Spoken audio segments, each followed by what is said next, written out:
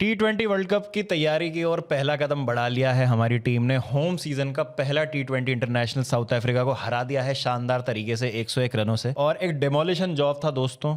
ऐसा नहीं था कि किसी भी पॉइंट पे हम कह सके कि साउथ अफ्रीका जब बैटिंग करना है स्पेशली कि वो मैच में थे। और ज़्यादा है ना, अभी अगर मैं T20 टीम की बात करूँ तो हम अगर लास्ट सीजन से भी बात करें, जब से हमने T20 वर्ल्ड कप जीता है, बहुत कम मैचेस हम इस बीच में हारे हैं। गौतम गंभीर को बहुत ज़्यादा क्रिटिसाइज़ किया जा रहा है, बट हम सबको पता है कि हमारी जो वाइट बॉल में टीम है, स्पेशली जो हमारी T20 की टीम है, बहुत ज़्यादा ज़बरदस्त है। एक दो कॉम्बिनेशन को लेके ज़रूर सवाल उठे हैं बीच में, बट अदरवाइज ज़्यादा इस टीम में वीकनेस लगती नहीं है। मेरे ख्याल से जो सबसे इंपॉर्टेंट प्लेयर है ना इस टीम के, वो ना अभिषेक शर्मा है, ना वो जसप्रीत बुमराह हैं, ना वो कुलदीप यादव है। मेरे हिसाब से हार्दिक पांड्या इस टीम के सबसे बड़े और सबसे इंपॉर्टेंट प्लेयर हैं। हार्दिक पांड्या जब आते हैं तो टीम का लेवल जो है 2 नॉचेस ऊपर हो जाता है, और यहीं पे अगर हार्दिक पांड्या नहीं होते हैं then we have a problem, क्योंकि फिर हमें लगता है कि जो पांड्या कर सकते हैं कंट्रीब्यूट, चाहे वो बैट से हो बॉल से हो, वो चीज़ कौन करेगा। एशिया कप का फाइनल भी अगर आपको याद हो तो हार्दिक पांड्या नहीं खेले थे, इंजरी के चलते वो बाहर हो गए थे फाइनल से। तो हमको ये प्रॉब्लम हो गई थी कि जो ओपनिंग स्पेल है वो कौन कराएंगे। ऑल्दो शिवम दुबे ने वहाँ पे अच्छा कंट्रीब्यूशन किया था, अच्छा उनका स्पेल था बॉलिंग से, बट क्या आप रिलाय कर सकते हैं शिवम दुबे पे और हार्दिक पांड्या पे? ये चीज़ है कि जब भी ज़रूरत होती है, चाहे वो बॉल से हो बैट से हो, मोर ऑफन देन नॉट वो आपको कंट्रीब्यूट करके देंगे ही। और आज भी अगर आप पिच देखेंगे तो बिल्कुल भी आसान नहीं था ये बैटिंग के लिए, क्योंकि एक ऐसा पिच था जहाँ पे बॉल सीम भी हो रही थी, मूवमेंट भी बहुत ज़्यादा था और स्किड होके आ रही थी। पिच से बॉल टिप्पा खाने के बाद बहुत तेज आ रही थी। येंसन की एक गेंद आपको याद हो तो बैक ऑफ अ लेंथ थी और अभिषेक शर्मा को बहुत ज़्यादा हरी कर गई वो। ऑल्दो अभिषेक शर्मा इतने बेहतरीन बल्लेबाज है कि उन्होंने रीड कर लिया कि फिर से एक शॉर्ट गेंद आएगी और उसको फिर छक्का लगाया उन्होंने। लेकिन इस तरीके की चीज़ें हमने देखी थी जहाँ पे बल्लेबाज जो है वो हरी हो रहे थे और टाइम करने में उनको गेंद बहुत ज़्यादा प्रॉब्लम हो रही थी। एक चीज़ जो मुझे लगी आज, अगेन सूर्य कुमार यादव जल्दी आउट हो गए, शुभमन गिल फिर से आउट हो गए। शुभमन गिल के सिलेक्शन पे सवाल उठते ही रहेंगे जब तक उनके कोई बड़े रन नहीं आ जाते हैं T20s में। आज मैं एक चीज़ को देख के इस लिहाज से खुश था कि वो मारने के चक्कर में आउट हुए। उन्होंने वो हरकत नहीं की जो ऑस्ट्रेलिया में कर रहे थे, वो कि 10-12 बॉलें ले रहे थे, रन बॉल जा रहे थे, फिर जब मारने को लग रहे हैं तो आउट हो जा रहे हैं। तो 10-12 बॉलें खराब भी हो रही है और रन भी नहीं आ रहे। आई थिंक अगर ये आपकी अप्रोच है कि आप मारेंगे, मारते हुए आप आउट हो रहे हैं, अगेन एक ऐसा पिच था जहां बॉल आसानी से टाइम नहीं कर पा रहे थे, हरी हो रहे थे आप, लेकिन ठीक है, आप अगर मारने के चक्कर में आउट हो रहे हैं, इंटेंट आप दिखा रहे हैं, तो वो चलता है मुझे, मतलब ठीक है। लेकिन अब फिर मेरी यही इस पे सवाल उठ जाती है कि अगर आपको यही चीज़ करनी है तो इस तरीके की पारी खेलने के लिए यशस्वी जायसवाल या संजू सैमसन बेटर खिलाड़ी हैं, क्योंकि शुभमन गिल की स्ट्रेंथ क्या है कि वो सेट होंगे और उसके बाद एक एंकर वाली भूमिका निभाएंगे और फिर जो आपके नंबर 7 नंबर 8 तक बल्लेबाजी है वो उनके साथ खेल सकते हैं। तो ये एक टॉपिक है जिस पे आप डिस्कशन कर सकते हैं, बट मुझे ये अप्रोच अच्छी लगी उनकी। ऑल्दो आउट हो गए बट ठीक है, मतलब ये तो नहीं किया ना कि 12 बॉलें खराब करके आप आउट हुए हो। अगेन मेरे हिसाब से शुभमन गिल की जगह यशस्वी जायसवाल या संजू सैमसन को ही ओपन करना चाहिए। कोई ज़रूरत नहीं थी इस ओपनिंग कॉम्बिनेशन को छेड़ने की, बट ठीक है, अब ये हो रहा है तो हमें इसको बैक करना होगा।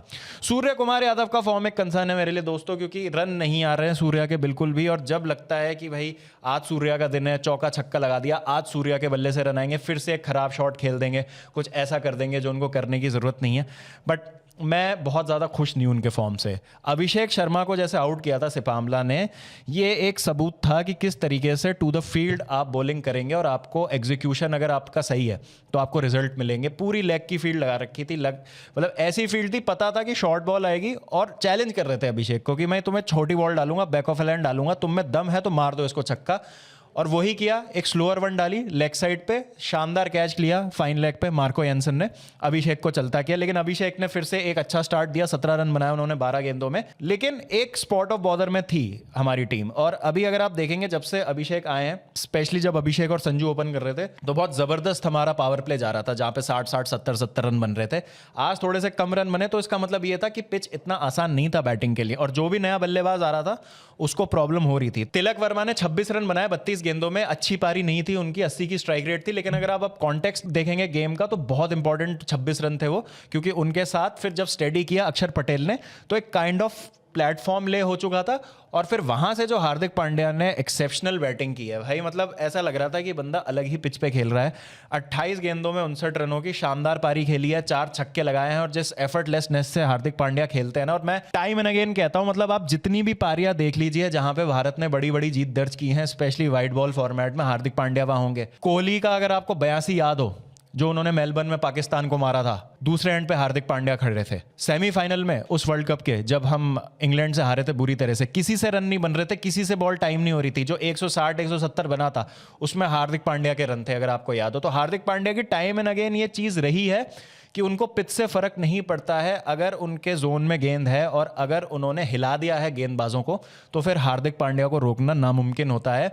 किसी भी बल्लेबाज ने इस प्रोएस से बैटिंग नहीं की जैसे हार्दिक पांड्या ने की, और हार्दिक पांड्या की जो पारी थी उसने गेम बिल्कुल खत्म कर दिया। साउथ अफ्रीका गेम में थी नहीं, 175 बहुत मुश्किल था इस पिच पे चेस करने के लिए, और हार्दिक पांड्या की पारी से है ना साउथ अफ्रीका पिच ही समझ नहीं पाया। उनको लगा कि हम भी थ्रू द लाइन मारेंगे, पिच के बाउंस को और पेस को ट्रस्ट करेंगे और जो मूवमेंट है वो ठीक है शुरू में रहेगा लेकिन बाद में हम भी सेट होकर मारेंगे। वो हमारे गेंदबाजों ने करने ही नहीं दिया, रिलेंटलेस गेंदबाजी थी। हार्दिक पांड्या ने खुद ने एक विकेट लिया और टोन जो है पहले ओवर से ही सेट हो गया था दोस्तों।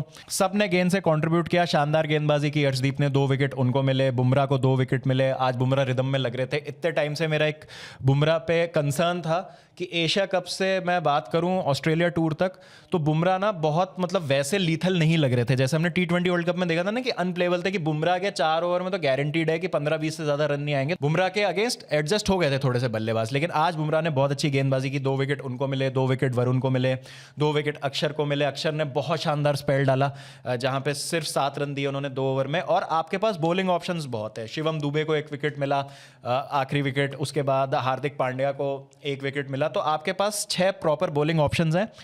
अब एक बस जो सवाल है यहां पे कि जब स्पिन फ्रेंडली विकेट होगा तो वहां पे अर्शदीप सिंह की जगह क्या कुलदीप यादव खेलेंगे जैसा हमने एशिया कप में देखा था, या वॉशिंगटन सुंदर आ जाते हैं टीम में? क्योंकि मुझे लगता है दोस्तों 99% अगर किसी प्लेयर को कोई इंजरी नहीं हुई तो यही टीम जाने वाली है आपकी वर्ल्ड कप में।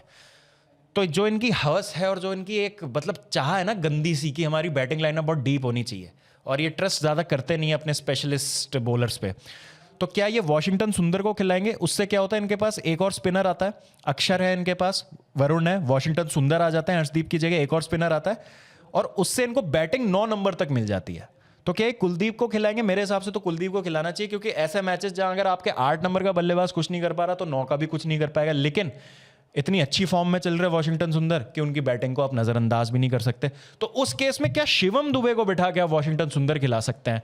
टैक्टिकल फ्लेक्सिबिलिटी काफी मिलती है आपको इस टीम में डिपेंडिंग ऑन द कंडीशंस और जो पिच पे आप खेल रहे हैं, लेकिन कॉम्बिनेशन आपका क्या होगा उस पे सवाल जो है वो उठेंगे थोड़े से। लेकिन अच्छा है कि ये जो आपके पास अभी टाइम है, आई थिंक अभी न्यूजीलैंड भी आएगी साउथ अफ्रीका के बाद T20 सीरीज खेलने, अच्छा आपके पास एक टाइम फ्रेम है कि आप कॉम्बिनेशन को टेस्ट कर सकते हैं। बट अगेन एक मिस्ड अपॉर्चुनिटी है दोस्तों, सैमसन या जायसवाल अगर आप ओपनिंग पे खिलाएंगे ये टीम और ज़्यादा लीथल हो जाएगी। तो देखते हैं क्या होता है। बट एक कमांडिंग परफॉर्मेंस, पिच को अच्छे से रीड किया, पैनिक नहीं किया जब इनिशियली विकेट गिरे। मिडिल ओवर्स में जो एक पार्टनरशिप हुई तिलक और अक्षर की, इंपॉर्टेंट थी। और हार्दिक ने जो आज किया है दोस्तों, मेरे लिए Hardik is like a match winner और बहुत क्रूशल प्लेयर है हमारी सक्सेस के लिए। Hardik Pandya world cup final में भी हार्दिक पांड्या का ही वो लास्ट ओवर था दोस्तों जिसने हमें मैच जिताया था, अगर आपको याद हो। सूर्य का भी कैच जरूर था, बट हार्दिक आपको क्रूशल विंस में दिख जाएंगे इंडिया की, दैट्स माय पॉइंट। तो ये एक छोटा सा मेरा रिएक्शन है मैच का। आपकी क्या राय है? Please do let me know in the comment section. और कॉम्बिनेशन आपको क्या लगता है कि क्या होगा वो मुझे जरूर बताइएगा। लाइक कर दीजिएगा वीडियो को, चैनल सब्सक्राइब कर दीजिएगा, हाइप कर दीजिएगा वीडियो को, and I will see you soon दोस्तों। Take care, piece.